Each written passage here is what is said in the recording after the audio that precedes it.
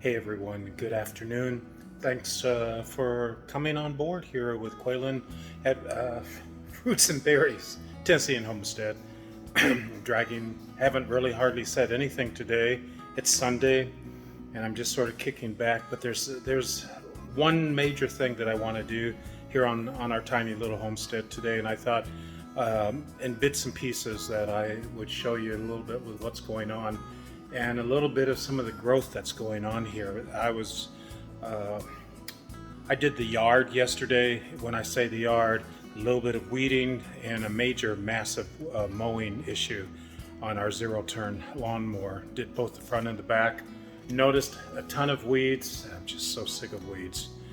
So anyway, I'm in the garage. I'm about ready to open up one of the garage doors and back the van that you see here. I'm stepping down the steps here, and oh my gosh, we got an egg already. Look at that. This one's just which one of you did that? There's 3 hens in there. There's one hen there that has stopped laying for the last week and a half. She's a little bit on the lame side, so she sort of like hunches down, but she's not sick. She's been that way since birth, and I just haven't had the heart to cull her at this point. And she was laying eggs until I put a rooster in there, and then she stopped laying, I guess in rebellion. So hopefully she'll turn around. So I sectioned her off, so she's all by herself, so hopefully she'll gain the momentum to start laying again. And these guys, 2 hens and a rooster in there, and these are all roosters, and they're gonna go bye-bye. I keep on saying that. I just not too excited about having to do what I know what I'm gonna have to do. I'll try to save at least 1 or 2. But like I've said before, we're raising these birds for meat and eggs. Eggs is probably the primary function. And they were averaging 6 eggs a day for 6 hens only. And then I did the unthinkable, and I added a rooster with a couple hens, and that just caused a massive turmoil. And I've never seen the roosters get so excited though to do their thing with the hens, and I felt sorry for the hens. These guys here are just desperate. They crow throughout the day, calling for the female, I'm sure. And they just want to be with a female, and I'm being mean and keeping them there. I just want to make sure our egg production continues, and I want to hopefully I can collect around 10 or 11 eggs, and I'm hoping that they're fertile. This is the week and a half since the males have been in there, so there would be 2 eggs here and 2 eggs down here that would be fertile. She was going to be fertile, but I took the rooster out to spare her. Anyway, so actually there's 3 hens in here, so there would be 3 eggs. This is just the first for the day. They lay now in the afternoon, and that's the first. And what time is it? It's a little after 2 o'clock. Okay, so anyway, enough of that. Okay, so I got to get in the van and back it out, and oh, where is it? Wow, I'll show you in the next segment, okay?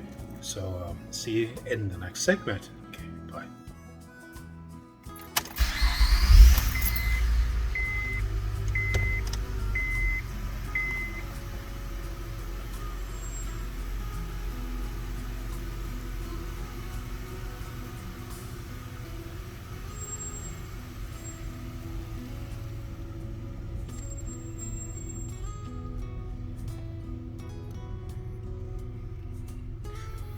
A new friend of mine on YouTube, well, I call him a friend, he doesn't even know who I am, but I watch his YouTube. His name is Dexter, and it's called Dexter's World, and I love watching him since part of our family is in the Philippines. And he always intros his videos by saying, "It's a beautiful day today." and thank you for joining Dexter's World.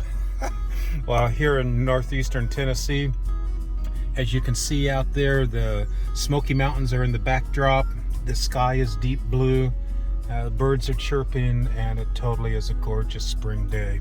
So anyway, I will proceed to do what I came here to do, and that is to spray along the driveways and along the road and around some of the bushes a weed killer.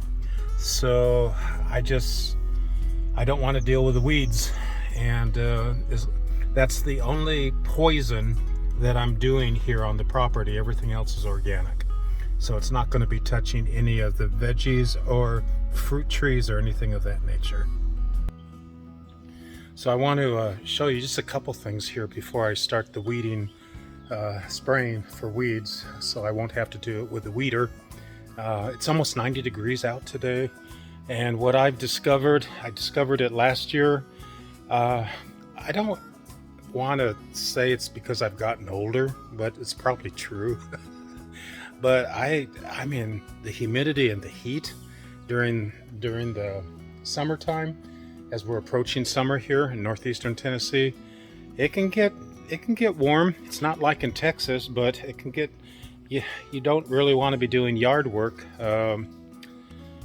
you know, in the middle of the afternoon when the humidity is so high and the heat is so ferocious. So anyway, I'm going to show you.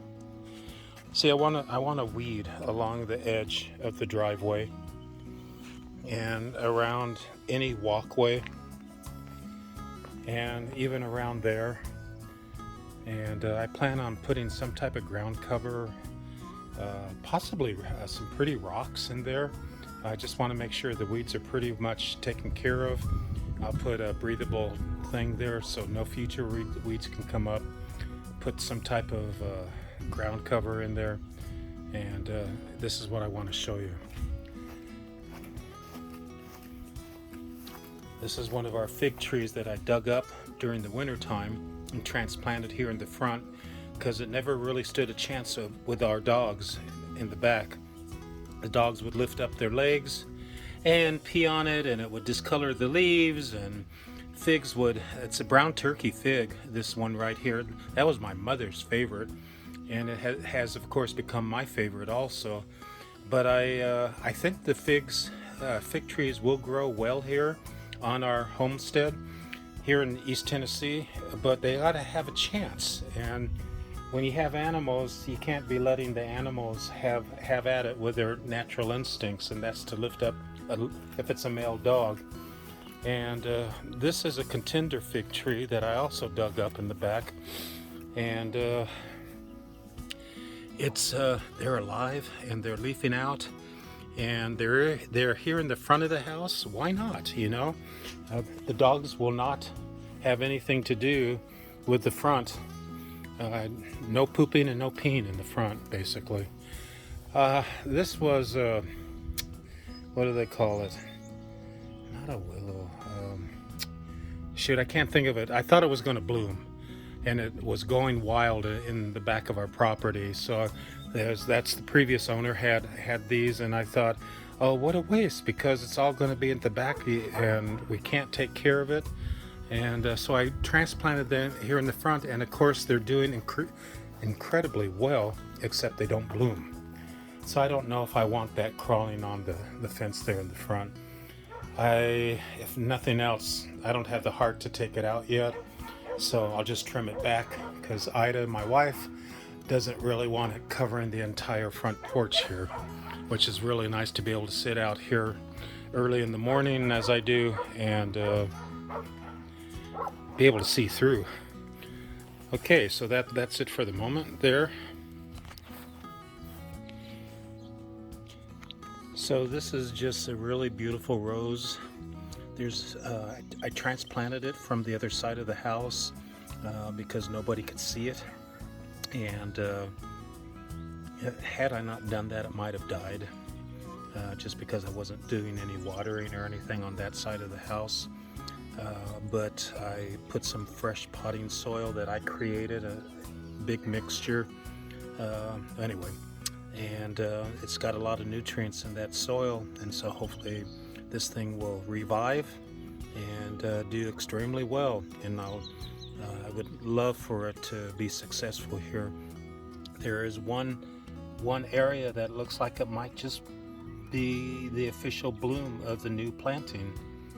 The other bloom was on it, and it died right away. The petals came off as soon as I transplanted it. But this one looks to be opening soon, so I'm excited about that. One thing I've never been excited about roses is the thorns on them, but I suppose if you wear gloves, they won't affect you. So I'm wearing gloves. So, and then I planted blueberry plants to make the entrance to the driveway as you're coming in to look really nice. These were only planted there last year, so they're still fairly young. Some of them have some baby blueberries on them, some of them don't. But here, I want to come on over here and show you. And I did the same thing here with these, with 3 blueberry plants that mimic the same line going from one side to the other. There's 3 on each side of the driveway. And this is a chestnut tree, and these are the beginning of the blooms to be. So we're going to have possibly chestnuts. And of course I have another chestnut tree on the other side over there. These things can get pretty big, provide a tremendous amount of shade on this side of the property. And these are chestnut trees. They look more like a bush right at the moment, but they're really they were planted last year, and they seem to be doing extremely well. So here's a black apple tree that I purchased, and this tree came from Alabama, and I'm trying to see if there were some baby apples on it. Did they fall off? It's brand new. The tree is extremely young, so I thought I had some baby apples on it. They probably fell off. I was going to show you because I saw them over a week ago. It looks like it's more in. Yep, they're not there anymore. Oh well, but the thing is, the tree is alive and it's doing extremely well. So hopefully next year it will be successful with producing apples. It's very young, as you can tell. And then coming across here, Golden Delicious. Look at this. Look at that baby. We got some apples on this tree. It was in total bloom. It's interesting that some of the blooms didn't take and other ones did. So there's apples on this tree. Wow, look at that one way up there. So I probably should spray it with an organic thing to protect it. I'm going to need to check out at Lowe's what I can do to keep this on the organic side. There's another apple there. And this one was supposed to be a Golden Delicious too, but I don't think so. I think this is some other type of an apple tree, and look, it's already coloring a little bit. So not a whole lot of apples on the trees, but at least this is the very first year that any of them are producing. And these 2 apple trees I just showed you, supposedly they're Golden Delicious. That one right there is. This one is not, but I'm not sure. They mislabeled it. But anyway, it's producing apples. And then lastly here, before I get to the ugly part of weeding, is my Granny Smith apple tree. And there are apples on it. And shoot, I don't want to go in the back there on the gate, but if I can zero in, there is an apple right there, and there's about 2 or 3 or 4 apples on. So not a whole lot of apples on the trees right now, but I'll tell you, it's just an awesome thing to know that they are producing, and they're only 3 years old, but they're finally starting to produce.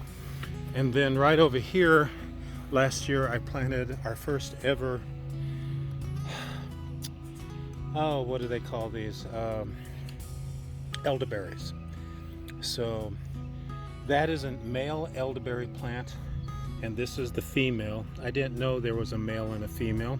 This one's already starting to bloom, if you can see that. Isn't that awesome? And I don't know if that's the only bloom or not, but I was told it needed that in order to have that. So, and of course that's my berry patch right over there. So that's it for the updates on that. I'm now going to start the weeding and get going on that. Well, this stuff is deadly, and I don't even like using it around our homestead here. But what I do, where I am going to use it, is like I said earlier, just along the edge of the driveway, along the street over there, and that side of the driveway, and to make sure that none of the crabgrasses and weeds and stuff can enter into the flower beds. So that's what I'm going to do now. I'm not going to videotape me doing this because it's just me and me alone out here in the front right at the moment. So I just wanted to up to, and it seems to work really well. And last year I didn't ever do with what I just showed you I'm going to do, and it was a nightmare, a living nightmare for me personally. Every single week to have to get the weeder out, you know, the string type of weeder, gas powered, and that thing would flip up rocks. It would I got cut up with it, and constantly this, because I was weeding against the cement, it just eats the string up. And then in the back, our back fencing there that backs up to the farm behind us, the previous owner had just put stones and rocks, you know, for the underneath the fencing for the gaps that were there. And of course the grass and the weeds would intermingle through all that. It looked ugly, and I would spend hours and hours with the weeder, and I swore to myself, I am not going to go through that again. I am not going to go through. So I know there may be some comments possibly on this in reference to, you use such an evil thing, Roundup. I mean, it causes cancer and all sorts of stuff. Yeah, believe me. I will spray it, but I am not going to be breathing near it, nor will I allow it to get on my skin, and nor will I allow any animals to get around it. It says to allow at least 3 hours after it's applied, and then it can rain or whatever. I'm not doing anything in the back where the dogs are going to be at. So anyway, so that's what I'm doing now, and I'll get back with you shortly after this. Well, it's 3 o'clock right now. I would probably say it only took me about a half an hour to do the entire front acreage of our property. We're on a half an acre. This house, it's a small house, around 1,800 square feet or whatever, but it sort of like sits in the middle. So you got a huge amount of property in the front and as well as in the back. Unfortunately, the builder of this house wanted to take over most of the back with a leach field, so that's why I had to dig up almost all of our fruit trees during the winter and to transplant them elsewhere around our property, hoping that they would survive, and I'm happy to say they did. That was a lot of work, even during the midst of winter and when we had snow and 19-degree days and it was freezing. But it was all doable, and I'm very happy that I did it. So anyway, I just, like I just mentioned earlier, I sprayed around all the areas, not touching any of the plants that I planted, but I made sure that the weeds near the plants were taken care of. And hopefully for the next 2 to 3 months, at least until July or August now, I can easily get on the power mower, the zero turn, as well as the push mower to get around all the fruit trees, and it will be a simple process, and I can do the front and the back landscaping scenario within an hour and a half or so. it needs to be done every week because we're in that time frame where things just we get rain every week, and right now we got a lot of clouds. I want to say they're mountain clouds because we're so close to the mountains, but anyway, it's a beautiful day here in northeastern Tennessee, and I'm glad I'm dripping. All I did was bend over and spray along the curb and the driveway, and then around the flower beds, anywhere where weeds and grass that doesn't need to be where it needs to be was brought to a halt. Now, if Ida and I had several acres, which we would love to have, that's still a possibility in the near future. Once our kids come this direction in January, we'll talk about all that again. But right now, I'm sort of enjoying the fruits of our labors here, and we're seeing apples and berries and all sorts of grapes. Oh my gosh, the grapes are now blossoming. So before we knew that there would be a ton of bunches of grapes. As of today, I went in the back and I looked at the trellis surrounding our patio and along the sides of both ends of this house. Wow, so many muscadines, Concord, Thompson seedless, and maybe something else that I'm not aware of.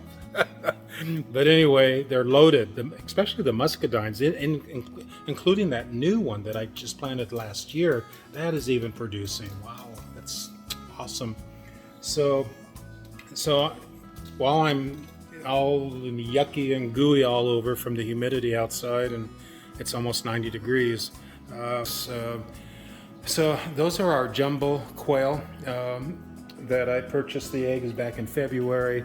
They all hatched out later into March, and now they're producing.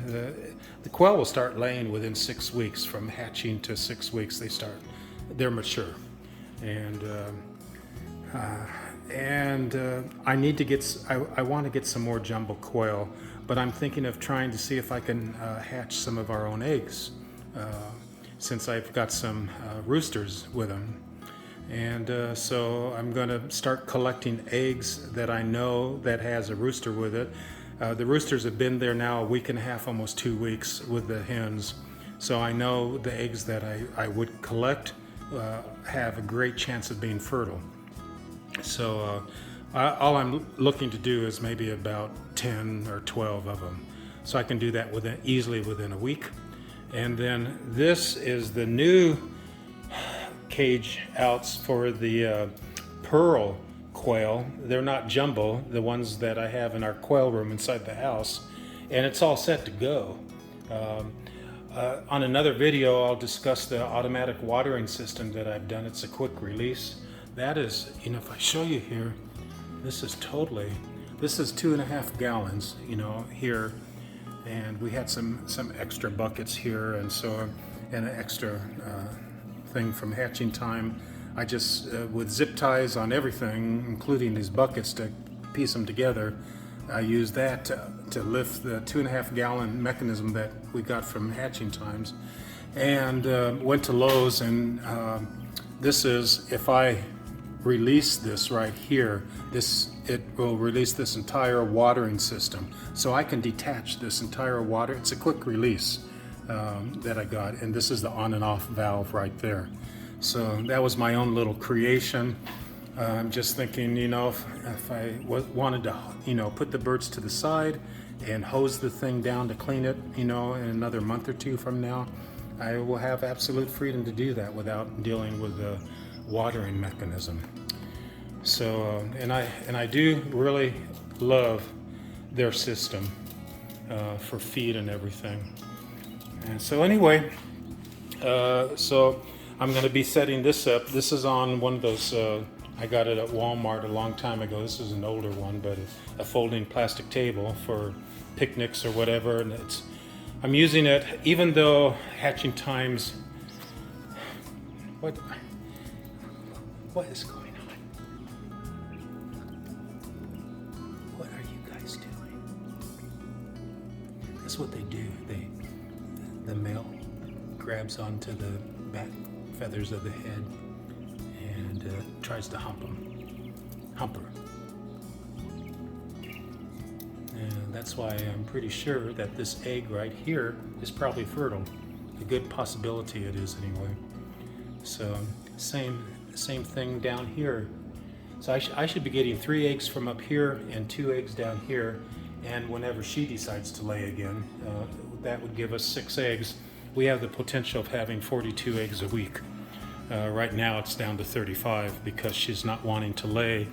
I threw her off apparently when I put a rooster in with her, and that was not a good thing, I guess, anyway, for her.